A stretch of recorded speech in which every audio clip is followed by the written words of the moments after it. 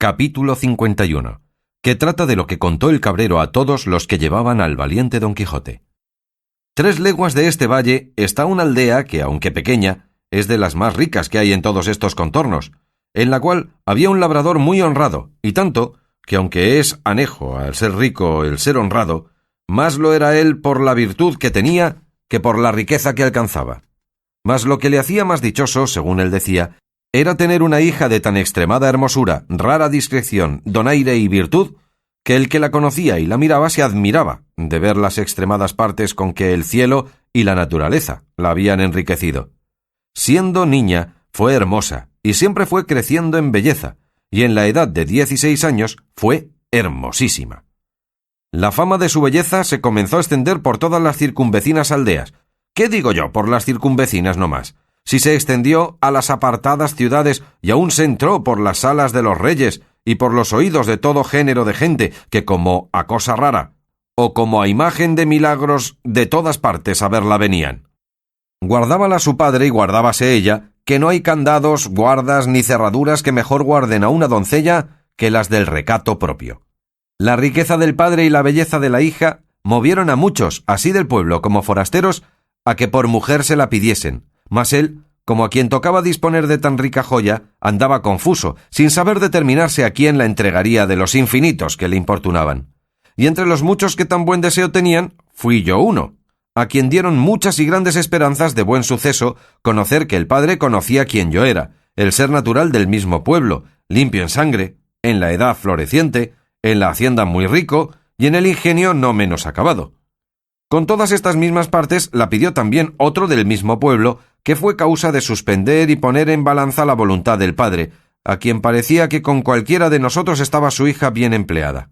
Y por salir de esta confusión, determinó decírselo a Leandra, que así se llama la rica que en miseria me tiene puesto, advirtiendo que, pues los dos éramos iguales, era bien dejar a la voluntad de su querida hija el escoger a su gusto.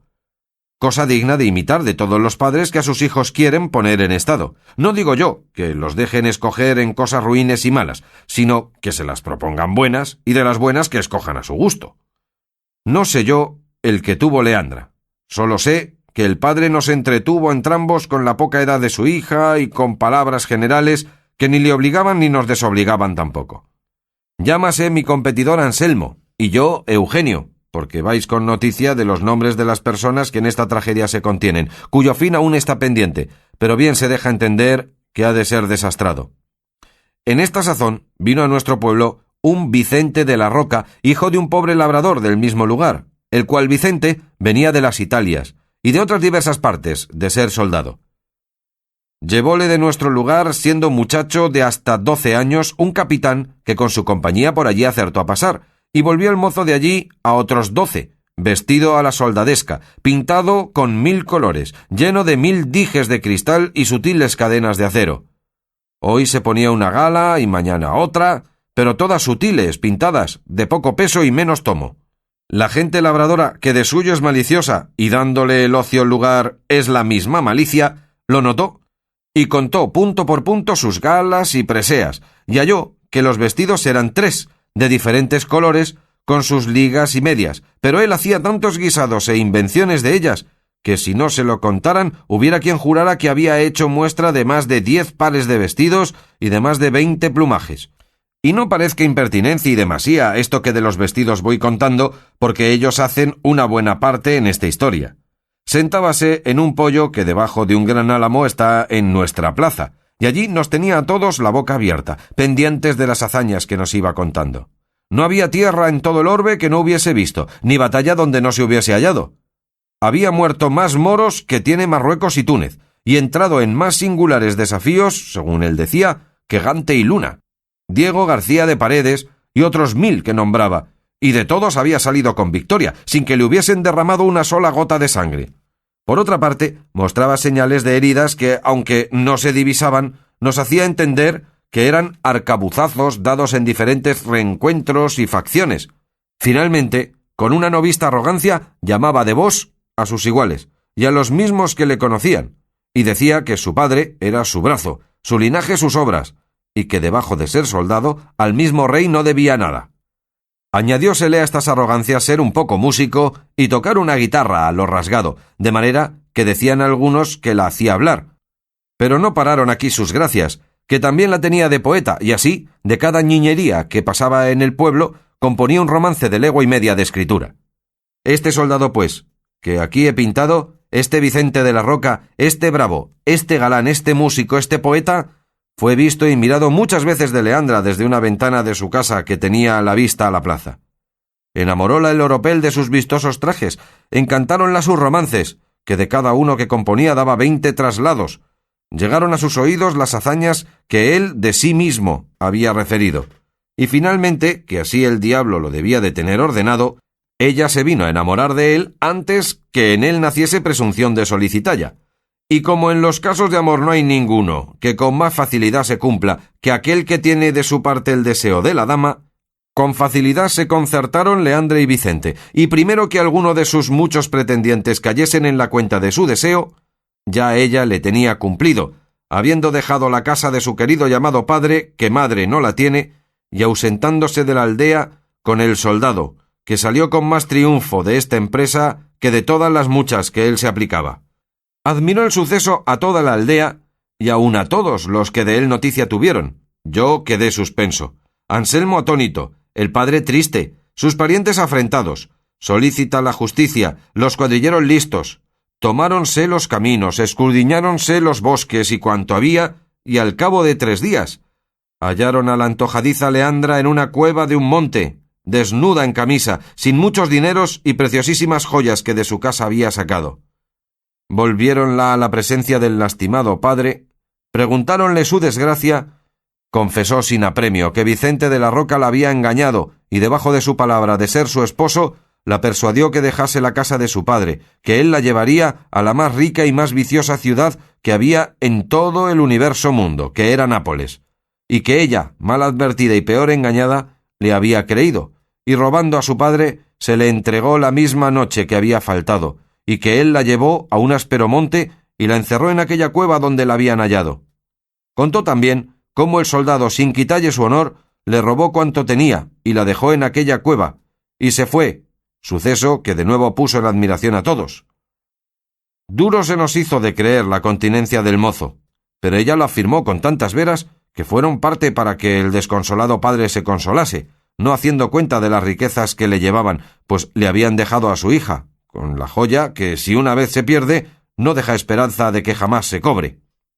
El mismo día que pareció Leandra, la desapareció su padre de nuestros ojos y la llevó a encerrar a un monasterio de una villa que está aquí cerca, esperando que el tiempo gaste alguna parte de la mala opinión que en su hija se puso. Los pocos años de Leandra sirvieron de disculpa de su culpa, a lo menos con aquellos que no les iba algún interés en que ella fuese mala o buena, pero los que conocían su discreción y mucho entendimiento no atribuyeron a ignorancia su pecado, sino a su desenvoltura y a la natural inclinación de las mujeres, que por la mayor parte suelen ser desatinada y mal compuesta.